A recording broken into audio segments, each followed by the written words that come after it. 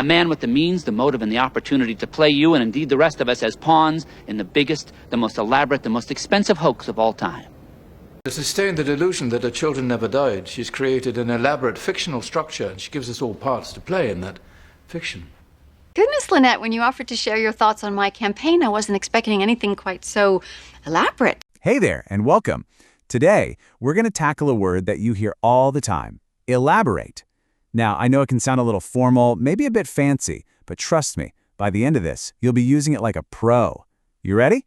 Let's jump right in. So, here's our game plan. First, we'll get the basic meaning down. Then, we'll look at how it's kind of like two words in one. We'll check out some examples, and then, you guessed it, it's your turn to give it a shot. It's super straightforward, I promise. All right, first things first. To really get a feel for this word, let's just drop into a situation you've probably been in a million times. Okay, so imagine your friend just got back from vacation. You ask, hey, how was your trip? And they just say, my trip was good. I mean, it's fine, but it doesn't really give you much to work with, does it? Kind of boring. Exactly. You want the juicy details. You want to know what they did, what they saw, any funny stories. So how do you ask for all that good stuff without being pushy?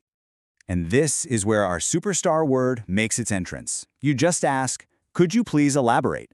It's the perfect, polite way to say, hey, tell me more, or give me the details. Simple as that.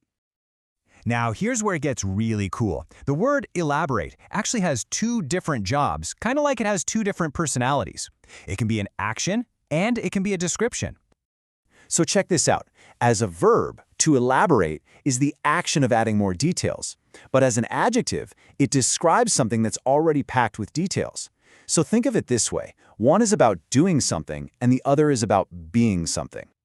Let's zoom in on that first personality, elaborate. As a verb, as an action word.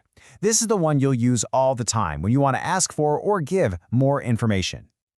So when you elaborate, you're basically taking a simple idea and building it up. You're adding all the interesting bits, the little facts, the stuff that really paints a picture for the person you're talking to. You can really think of it as a simple three-step process. You start with a basic sentence. You realize it needs a little something more, and then you just add in those extra details. Easy peasy. Okay, let's see this in action.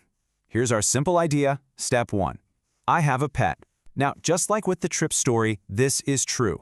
But it leaves you with a ton of questions, right? What kind of pet? Does it have a name? Is it cute?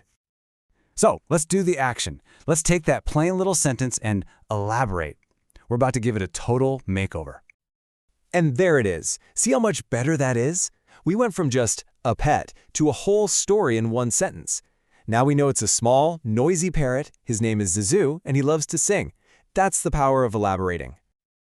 Okay, so you've totally got the hang of the action word. Now, let's switch gears and look at that second personality, elaborate as an adjective, a describing word. We're not adding details anymore. We're talking about something that's already full of them. So when we use elaborate as an adjective, we're basically saying something is intricate, complex, or maybe even a little bit fancy. You know, it has a lot going on. To really get this, let's do a little comparison. First, just picture this in your head, a simple wedding dress. You know, clean lines, not much decoration. It's beautiful, but simple. Now, imagine the complete opposite, an elaborate wedding dress. This one is just covered in amazing details. Thousands of tiny beads, beautiful complicated lace, maybe a super long train. All of that complexity and detail, that's what makes it elaborate. And here's one more quick one to really lock it in. You can have a simple plan, like let's go to the park.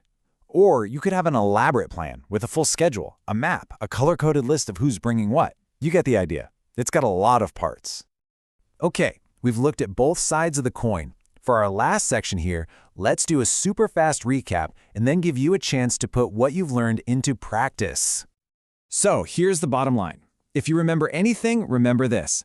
The verb is the action of adding details. The adjective is the description of something that's already full of details. It's all about doing versus being. That's really the secret.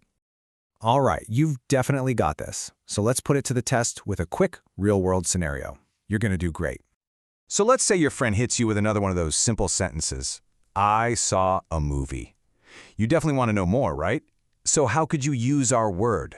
Well, you could say something like, "Oh, cool, could you elaborate?" Or maybe, "Interesting, care to elaborate a bit?" Both are perfect. And that's it. You totally nailed it.